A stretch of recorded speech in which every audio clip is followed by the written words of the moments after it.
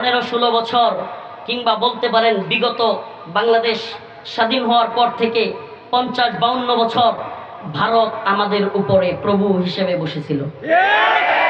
নাউজুবিল্লাহ। যদিও ইমানদারদের প্রভু নয়, এগুলো হলো তথাকথিত ভারতের চাপায়া দেওয়া কিছু পুতুল সরকারের প্রভু।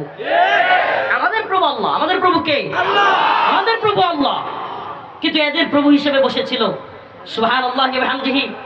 তরুণ যুবকরা জাগ্রত হয়ে 2024 সালের 5ই আগস্ট হাসিনার পতনের মধ্য দিয়ে জানায় দিয়েছে এদেশ পাকিস্তানের প্রভুত্ব মানে নাই, ভারতের প্রভুত্ব মানবে না।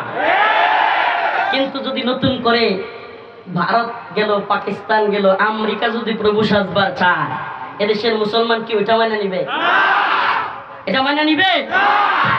আমেরিকা যদি স্বপ্ন দেখে যে বাংলাদেশে এখন আমরা আধিপত্য বিস্তার করব এবং বাংলাদেশের বর্তমান সরকার আমাদের পক্ষে থাকবে এবং তাদেরকে দিয়ে আমরা যা তা করব, মনে রাখবেন আমি এই 2024 সালে হাসিনা পতনের মধ্য দিয়ে যতটুকু খুশি হয়েছি তার চাইতেও অনেক বেশি আমার ভালো লেগেছে এবং খুশি হয়েছি, হাসিনা যাওয়ার চাইতেও বেশি খুশি হয়েছি এই বাংলাদেশের যুবক তরুণেরা বন্দুকের নলার সামনে বুক পাতে দিতে শিখছে। আমার কাছে অনেক ভালো লেগেছে। এটা আমাদেরকে ঈমানি চেতনাকে আরো বেগবান করবার শিক্ষা দেয় এবং এই বুলেটের সামনে পরোয়া না করবার যে শিক্ষা, এটা আমাদেরকে বলে দেয় আগামী দিনে বাংলাদেশে পাকিস্তানের দালালি যেমনি ভাবে চলে নাই, ভারতের দালালি যেমনি ভাবে টিকে নাই, আমেরিকা কিংবা কোন সাম্রাজ্যবাদের দালালি এদেশে টিকতে পারে না। ক্ষমতার বাগবাটোয়ারা করবেন, আমরা ক্ষমতার পাগল নই। আমাদের একটাই আশা, আমাদের একটাই স্বপ্ন, এলায়ে কালিমাতুল্লাহ। আমাদের স্বপ্ন একটাই। এই তন্ত্রমন্ত্র দিয়ে আমরা কোনো আশা দেখি না।